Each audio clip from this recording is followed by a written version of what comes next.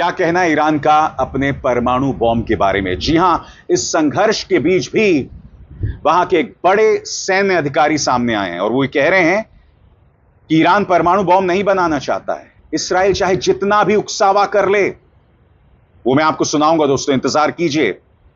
मगर जैसा कि कुछ देर पहले मैंने आपको बताया था, इस वक्त की बड़ी खबर यह है कि ईरान के सुप्रीम लीडर खामेनी को मौत के घाट उतारना चाहते थे बेंजामिन नेतन्याहू। उन्होंने लंबी चौड़ी बातचीत ट्रंप से भी की, मगर सीएनएन के मुताबिक ट्रंप ने इसे खारिज कर दिया।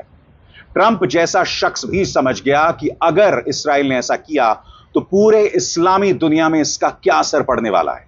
और सबसे बड़ी बात, आपको यह भी समझना पड़ेगा कि बेंजामिन नेतन्याहू यह क्यों करना चाहते हैं।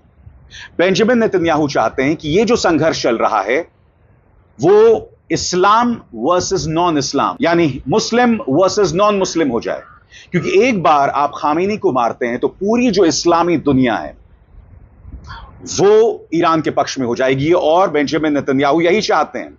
क्योंकि इस वक्त क्या हो रहा है दोस्तों कि कई देश, इनफैक्ट अमेरिका के अंदर भी कई लोग इस्राएल का विरोध कर रहे हैं। मगर जैसे ही आप एक बड़े इस्लामिक नेता को मारेंगे, एक बड़े इस्लामिक धर्मगुरु को मारेंगे, तो पूरा मुस्लिम ब्रदरहुड वो ईरान के पक्ष में आ जाएगा और यह मामला और गंभीर हो जाएगा। इस्राएल यही चाहता है, नेतन्याहू यही चाहते हैं। और इस बारे में सीएनएन क्या कह रहा है आपकी स्क्रीन पर। ट्रंप ने हत्या की साजिश ठुकराई। सीएनएन को दो अमेरिकी अधिकारियों ने बताया कि अमेरिकी राष्ट्रपति डोनाल्ड ट्रंप ने इस्राएल की उस योजना को खारिज कर दिया जिसमें ईरान के supreme leader Ayatollah Ali Khamenei को मारने की बात थी। हालांकि इस्राएली प्रधानमंत्री नेतन्याहू और उनके प्रवक्ता ने इस तरह की किसी भी योजना से इनकार किया। मगर डोनाल्ड ट्रंप जो कुछ दिनों पहले धमका रहे थे ईरान को और यह कह रहे थे कि ईरान को बातचीत की मेज पर आना चाहिए, हालांकि वो ये नहीं बतला रहे थे कि भाई एक तरफ आप ईरान पर हमला कर रहे हैं और दूसरी तरफ आप ये कह रहे हैं कि बातचीत की मेज पर आइए, ऐसा कैसे होगा। अब ट्रंप ने एक और शिगुफा छोड़ा है। उनका यह मानना है कि ईरान और इस्राएल के बीच में समझौता हो जाएगा। क्यों होगा, कैसे होगा, कोई नहीं जानता। मगर याद कीजिए दोस्तों, कुछ देर पहले मैंने आपको बतलाया था ईरान के एक बड़े सैन्य अधिकारी मोहसिन राजाज़ाई ने कहा है कि हम परमाणु बॉम्ब का इस्तेमाल नहीं करेंगे, मगर हम जो भी करेंगे हमारे विचार, हमारा अगला कदम निर्भर करेगा ईरान के सुप्रीम लीडर खामेनी के रुख पर। मोहसिन राजाज़ाई ने क्या कहा मैं आपको पढ़ के सुनाना चाहता हूं और फिर मैं आपको पूरा बयान सुनाऊंगा उनको। मोहसिन राजाज़ाई कहते हैं कि इस्राएल और अमेरिका जो भी कहें, हम फिर भी न्यूक्लियर बॉम्ब की तरफ नहीं बढ़ेंगे। हाँ, ये जरूर है कि भविष्य में क्या होगा कोई नहीं जानता, लेकिन अभी के लिए हम अपने सुप्रीम लीडर के फतवे को मानते हैं और उसी के मुताबिक आगे बढ़ रहे हैं। सुनिए मोहसिन राजाज़ाई ने क्या कहा। We will still refrain from pursuing a nuclear bomb. Of course, we don't know what will happen in the future, but we still uphold the fatwa of the supreme leader and move forward accordingly. We have to see how events unfold in the future, but for now, we have no intention of going toward a nuclear bomb. We are waiting for the reaction of Israel's allies, whether they will step back or not. That is, the sooner the rational figures in America and Europe act, the better. Their statesmen must withdraw their support from behind Israel. If this does not happen, and we witness the U.S. and other countries providing logistical support to Israel, their aircraft will enter the skies and collide with our missiles, whether they are British, French, or American planes. Therefore, the dimensions of the war may become more serious, and we are preparing ourselves for that. However, we always try not to be the initiator, but we will be the one to end it.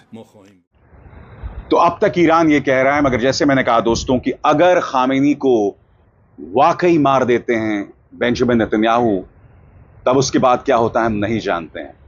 यानी कि हर गुजरते दिन के साथ Benjamin Netanyahu इस पूरी दुनिया को एक बहुत ही खतरनाक मोड़ की तरफ ला रहे हैं। मगर डोनाल्ड ट्रंप को अब भी उम्मीद है। क्या कह रहे हैं डोनाल्ड ट्रंप, इस पर गौर किया जाए दोस्तों। राष्ट्रपति डोनाल्ड ट्रंप ने रविवार को कहा कि वो चाहते हैं कि इस्राएल और ईरान के बीच किसी तरह का समझौता हो जाए और उन्हें लगता है कि इसकी अच्छी संभावना है। लेकिन साथ ही उन्होंने ये भी कहा कि कभी कभी उन्हें आपस में लड़ने देना पड़ता है। इस आदमी की सोच देखिए दोस्तों, इसे लड़ाई कोई मजाक लग रही है। डोनाल्ड ट्रंप ये कह रहे हैं कि इन्हें आपस में लड़ने देना पड़ता है। आपको याद है यूक्रेन और रूस के बारे में उन्होंने क्या कहा था कि ये लोग आपस में ऐसे लड़ रहे हैं जैसे बच्चे लड़ रहे हैं। हकीकत यह है कि आज जो हालात खराब हैं उसमें अमेरिका का भी एक किरदार है। आगे सुनिए। जब उनसे पूछा गया कि वो इस बढ़ते टकराव को कैसे शांत करेंगे तो ट्रंप ने कहा, उम्मीद है कोई डील होगी। मुझे लगता है वक्त आ गया है किसी समझौते का, देखते हैं क्या होता है। लेकिन कभी कभी उन्हें लड़ने देना पड़ता है। व्हाइट हाउस के बाहर G7 समिट के लिए रवाना होते समय ट्रंप ने दोहराया, मुझे लगता है कि डील होने की अच्छी संभावना है। ट्रंप ने यह भी कहा, हमारी ईरान से बहुत अच्छी ट्यूनिंग है और उन्हें लगता है कि ईरान और इस्राएल के बीच भी एक दूसरे के लिए अच्छा सम्मान है। यह आदमी किस दुनिया में रहता है? यह व्यक्ति कह रहा है कि ईरान और इस्राएल में एक दूसरे के लिए अच्छा सम्मान है। इस्राएल उनके धर्मगुरु को मारना चाहता है। इस्राएल का यह भी मानना है कि ईरान परमाणु बॉम्ब का इस्तेमाल करना चाहता है और फिर भी दोनों के लिए अच्छा आपसी सम्मान है। आगे, हालांकि जब उनसे पूछा गया कि क्या उन्होंने इस्राएल से ईरान पर एयर स्ट्राइक रोकने के लिए कहा है तो ट्रंप ने जवाब दिया, मैं इस पर कुछ नहीं कहना चाहता। लड़ने दो वाली बात ट्रंप पहले भी रूस यूक्रेन जंग पर बोल चुके हैं। उन्होंने इस जंग की तुलना दो बच्चों की लड़ाई से करते हुए कहा था, कभी कभी आप दो बच्चों को पार्क में लड़ते देखते हैं, वो एक दूसरे से नफरत करते हैं, आप उन्हें अलग करने की कोशिश करते हैं लेकिन वो नहीं चाहते। तब बेहतर होता है कि उन्हें थोड़ा लड़ने दिया जाए और फिर अलग किया जाए। यह है सोच दुनिया के सबसे ताकतवर आदमी की, और यही इस दुनिया का दुर्भाग्य है दोस्तों। अभिसार शर्मा को दीजिए इजाजत। नमस्कार।